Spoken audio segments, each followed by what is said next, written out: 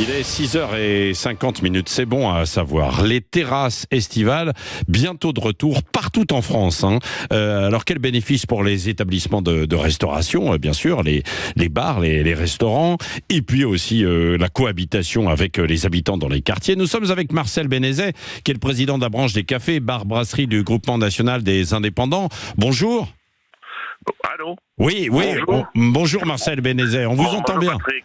Bonjour à tous. Bon, j'imagine que les restaurateurs globalement sont plutôt contents de retrouver ces terrasses. Alors, bien sûr que les restaurateurs sont satisfaits, ils sont en train de les installer parce que la météo aujourd'hui n'est pas favorable. Ah non. D'ici la fin de la semaine, j'espère que ça va s'arranger.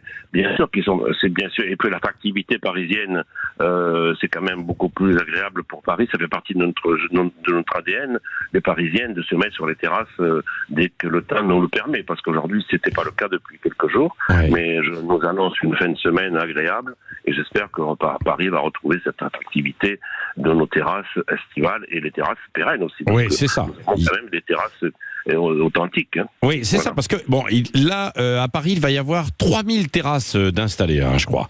Il y en a un peu plus, c'est 4000, un peu plus de 4000. Un peu plus de 4000. Pour cet été. Bon, devant les bars et les restaurants. Il y a une réglementation. Oui, il y a une réglementation. Qui est-ce qui décide justement de la possibilité ou non d'implanter la terrasse ?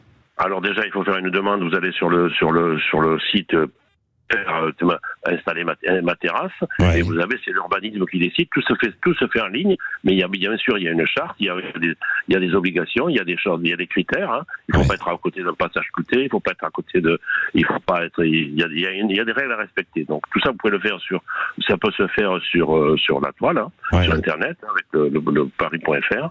Mais après vous recevez, ils ont 2 mois pour vous répondre. Il faut mettre un plan, il faut faire les choses comme il faut. Mais il y a Marcel Bénézet, est-ce qu'il y a un minimum de mètres carrés en fait devant ? Parce que si vous avez un petit trottoir devant chez vous, vous voulez installer une petite terrasse, est-ce que vous pouvez ? Il y a une surface minimale quand même ? Oui, vous avez droit à une place de stationnement, ou 2, ça peut être 2, ça dépend de la rue, ça dépend de la configuration. Il y a beaucoup de choses qui rentrent en critère d'autorisation. C'est pas. Il faut quand même laisser des places pour les parcs. Il y a les livraisons. Alors il peut y avoir des déplacements de livraison. Ça, c'est des accords qui sont faits par arrondissement. Et alors évidemment, il y a un coût pour les restaurateurs. Alors, il y a un coût parce que ça coûte très cher pour l'installer. Il faut compter entre 3 000 et 6 000 euros, même voire plus. Ça dépend ce que vous allez mettre comme matériau. Mais ça coûte très cher. Alors, il faut savoir que les gens pensent qu'on fait beaucoup d'argent sur la terrasse. Pas à l'intérieur, il ne faut pas croire parce que quand vous avez des terrasses, quand vous passez, elles sont pleines, c'est rempli, mais à l'intérieur, vous n'avez personne. Donc, il ne faut pas penser que, comme certains pensent, que le chiffre d'affaires est important. Il y a des chiffres d'affaires, bien sûr, que ça nous aide beaucoup, mais ce qu'on fait à l'extérieur, on ne le fait pas à l'intérieur. Alors ça, c'est pour Paris. Est-ce que dans la France entière, l'ensemble en fait des terrasses éphémères, telles qu'on les appelle, vont être autorisées ? J'étais à Lyon l'autre jour, même chose, c'est reparti en fait pour les terrasses extérieures et éphémères. Un peu partout en France, c'est comme ça, ou est-ce qu'il y a des villes où c'est beaucoup plus difficile ? Non, c'est toutes les villes les ont autorisées. À la sortie du Covid, c'était pas réglementé. Aujourd'hui, ça l'est. Toutes les grandes villes, Montpellier, Bordeaux, Marseille, Lyon, comme vous l'avez cité, Saint-Étienne, même les petits villages de France, autorisent aujourd'hui des terrasses supplémentaires pour leur commerce, parce que le commerce de centre-ville, c'est la vie.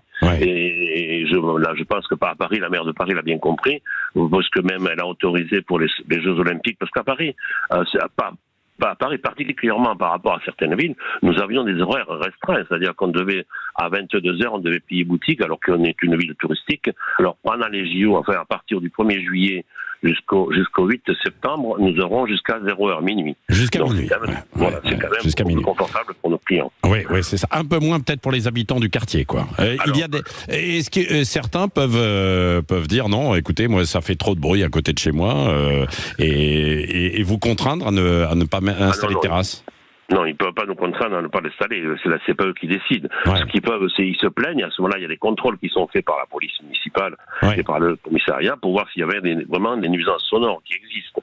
Mais il est certain que il y a toujours des insupportables que j'appelle. Mais moi, je demande à tous nos adhérents, nous demandons de bien respecter parce qu'il en va de la pérennité de ces terrasses. Et puis surtout d'avoir des horaires parce que 22 heures c'est un peu tôt et de gagner dans le temps quelques heures supplémentaires pour pouvoir les fermer peut-être un jour en même temps que les autres à 2 heures du matin, comme ça se fait dans d'autres pays. Hein. Non mais complètement.